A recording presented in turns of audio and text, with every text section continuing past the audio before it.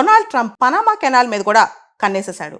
ఈ మధ్య ఆయన ఎక్స్ట్రీమ్ స్టేట్మెంట్స్ కూడా కొన్ని ఇస్తున్నారనమాట. రీసెంట్గా ఒక చర్చలో అమెరికాకి కెనడా 51వ రాష్ట్రం, మెక్సికో 52వ రాష్ట్రం కాబోతుందని జోసింగ్ కూడా చెప్పేశారు. నిన్న గ్రీన్లాండ్, అది ఒక పెద్ద ఐలాండ్, మీ అందరికి తెలుసు. గ్రీన్లాండ్కి అంబాసిడర్ని అపాయింట్ చేశారు అమెరికా తరపున. ఆయన ఇంతకుముందు పేపాల్ కో-ఫౌండర్ కూడా.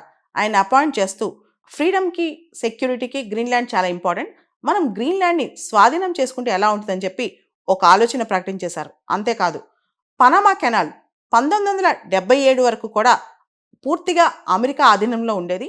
మనం పూర్తిగా పనామా కెనాల్ను 1999లో ఇచ్చేసాం. ఇప్పుడు పనామా కెనాల్ను తిరిగి స్వాధీనం చేసుకుందాం. ఎందుకంటే పనామా కెనాల్ ద్వారా వచ్చే మన కంటైనర్ షిప్స్ వీటన్నిటి మీద ట్యాక్సెస్ భారీగా వేసేస్తున్నారు.